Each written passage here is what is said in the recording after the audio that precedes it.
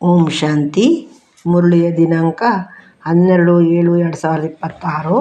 ಪ್ರಾತಃ ಮುರಳಿ ಅವ್ಯಕ್ತ ಬಾಪ್ದಾದ ರಿವೈಸ್ ಮುರಳಿ 31/12/2010.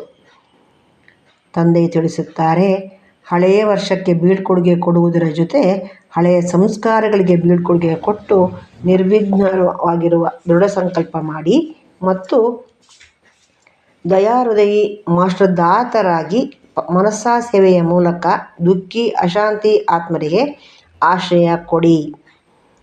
ಈ ದಿನ ಬಾಪ್ದಾದಾರವರು 4 ಕಡೆ ಮಕ್ಕಳಿಗೆ ಹೊಸ ವರ್ಷದ ಮತ್ತು ಹೊಸ ಪ್ರಪಂಚದ ಶುಭಾಶಯಗಳನ್ನು ಕೊಡಲು ಸೂಕ್ಷ್ಮವತನದಿಂದ ಸ್ಥೂಲವತನಕ್ಕೆ ಶುಭಾಶಯಗಳನ್ನು ಕೊಡಲು ಬಂದಿದ್ದಾರೆ. ಎಲ್ಲ ಮಕ್ಕಳು ಸ್ನೇಹ ಮತ್ತು ಪ್ರೀತಿಯಿಂದ ತಮ್ಮ ಮಧುಬನ ಮನೆಗೆ ತಲುಪಿಬಿಟ್ಟಿದ್ದಾರೆ. ಪ್ರಪಂಚದವರಂತೂ ಕೇವಲ ಹೊಸ ವರ್ಷವನ್ನು ಆಚರಣೆ ಮಾಡುತ್ತಾರೆ. ಯಾವುದು ಒಂದು ದಿನ ಮಾತ್ರ ಇರುತ್ತದೆ. ತಾವು ಹೊಸ ಪ್ರಪಂಚದ ಆಚರಣೆಯನ್ನು ಸಂಗಮಯುಗದಲ್ಲಿ ಸದಾ ಆಚರಣೆ ಮಾಡುತ್ತಿರುತ್ತೀರಿ. ತಮ್ಮ ಎದುರಿನಲ್ಲಿ ಹೊಸ ಪ್ರಪಂಚ ಸದಾ ಸಮಾವೇಶ ಆಗಿದೆ. ನೆನಪು ಮಾಡಿ ಮತ್ತು ತಲುಪಿಬಿಡಿ. ಕಣ್ಣುಗಳಲ್ಲಿ ಸಮಾವೇಶ ಆಗಿದೆಯಲ್ಲವೇ? ಈಗೀಗ ಸಂಗಮಯುಗ ಆಗಿದೆ. ಇಂದು ಸಂಗಮಯುಗದಲ್ಲಿ ಇದ್ದೇವೆ ಮತ್ತು ನಾಳೆ ನಮ್ಮ ರಾಜ್ಯಕ್ಕೆ ಹೊರಟು ಹೋಗುತ್ತೇವೆ ಎಂಬ ಅನುಭವ ಆಗುತ್ತದೆ. ಈ ರೀತಿ ನಯನಗಳಲ್ಲಿ ಸ್ಪಷ್ಟವಾಗಿ ಕಂಡುಬರುತ್ತದೆ. ಪ್ರಪಂಚದವರಂತೂ ಒಬ್ಬರಿಗೊಬ್ಬರು ಒಂದು ದಿನದ ಶುಭಾಶಯಗಳನ್ನು ನೀಡುತ್ತಾರೆ. ಆದರೆ ತಮಗೆ ಬಾಪ್ದಾದಾರವರು ಉಡುಗೊರೆ ರೂಪದಲ್ಲಿ ಸ್ವರ್ಣಿಮ ಪ್ರಪಂಚವನ್ನು ನೀಡಿದ್ದಾರೆ. ಯಾವುದು ಹೆಚ್ಚು ಸಮಯ ನಡೆಯುವುದಿದೆ. ಈ ರೀತಿ ನಯನಗಳಲ್ಲಿ ಸಮಾವೇಶ ಆಗಿದೆಯೇ? ಯಾವುದರಿಂದ 1 ಸೆಕೆಂಡ್ನಲ್ಲಿ ತಲುಪಬಹುದು? ಎಲ್ಲರ ಎದುರಿನಲ್ಲಿ ಸ್ವರ್ಣಿಮ ಪ್ರಪಂಚ ನಯನಗಳಲ್ಲಿ ಸಮಾವೇಶ ಆಗಿದೆ. 1 ಸೆಕೆಂಡಿನಲ್ಲಿ ತಲುಪಬಹುದಲ್ಲವೇ? ಇಂದು ಸಂಗಮಯುಗದಲ್ಲಿ ಇದ್ದೀರಿ. ನಾಳೆ ರಾಜ್ಯಾಧಿಕಾರಿ ಆಗಿ ರಾಜ್ಯ ಮಾಡುತ್ತೀರಿ.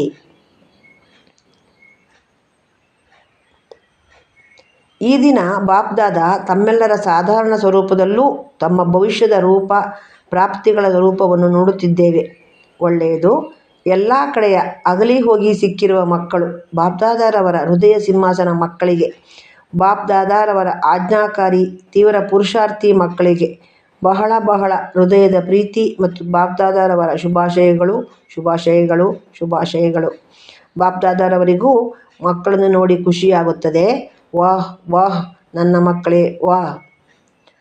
ಆತ್ಮಿಕ ಮಕ್ಕಳಿಂದ ಆತ್ಮಿಕ ಮಾತ್ಪಿತಾ ಬಾಪ್ದಾದಾರವರಿಗೆ ನೆನಪು ಪ್ರೀತಿ ಬೆಳಗಿನ ವಂದನೆಗಳು ಹಾಗೂ ನಮಸ್ಕಾರಗಳು. ವರದಾನ: ಈಶ್ವರೀಯ ಭಾಗ್ಯದಲ್ಲಿ ಪ್ರಕಾಶತೆಯ ಕಿರೀಟವನ್ನು ಪ್ರಾಪ್ತಿ ಮಾಡಿಕೊಳ್ಳುವಂತಹ ಸರ್ವ ಪ್ರಾಪ್ತಿ ಸ್ವರೂಪ ಭವ. ಈಶ್ವರೀಯ ಭಾಗ್ಯದಲ್ಲಿ ಪ್ರಕಾಶತೆಯ ಕಿರೀಟವನ್ನು ಪ್ರಾಪ್ತಿ ಮಾಡಿಕೊಳ್ಳುವಂತಹ ಸರ್ವ ಪ್ರಾಪ್ತಿ ಸ್ವರೂಪ ಭವ. ವರದಾನದ ವಿಶ್ಲೇಷಣೆ: ಪ್ರಪಂಚದಲ್ಲಿ ಭಾಗ್ಯದ ಸಂಕೇತವಾಗಿ ರಾಜ್ಯ ಭಾಗ್ಯವಿರುತ್ತದೆ ಹಾಗೂ ರಾಜ್ಯ ಭಾಗ್ಯದ ಸಂಕೇತವು ಕಿರೀಟವಾಗಿರುತ್ತದೆ. ಇದೇ ರೀತಿ ಈಶ್ವರೀಯ ಭಾಗ್ಯದ ಸಂಕೇತವು ಪ್ರಕಾಶತೆಯ ಕಿರೀಟವಾಗಿದೆ ಮತ್ತು ಈ ಕಿರೀಟದ ಪ್ರಾಪ್ತಿಗೆ ಆಧಾರವಾಗಿದೆ ಪವಿತ್ರತೆ.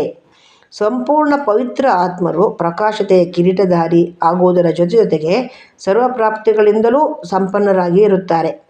ಒಂದು ವೇಳೆ ಯಾವುದೇ ಪ್ರಾಪ್ತಿಯ ಕೊರತೆ ಇದೆ ಎಂದರೆ ಪ್ರಕಾಶತೆಯ ಕಿರೀಟವು ಸ್ಪಷ್ಟವಾಗಿ ಕಾಣಿಸುವುದಿಲ್ಲ. ಸ್ಲೋಗನ್: ತನ್ನ ಆತ್ಮಿಕ ಸ್ಥಿತಿಯಲ್ಲಿ ಸ್ಥಿತರಾಗುವವರೇ ಮನಸಾ ಮಹಾದಾನಿ ಆಗಿದ್ದಾರೆ. ತನ್ನ ಆತ್ಮಿಕ ಸ್ಥಿತಿಯಲ್ಲಿ ಸ್ಥಿತರಾಗುವವರೇ ಮನಸಾ ಮಹಾದಾನಿ ಆಗಿದ್ದಾರೆ.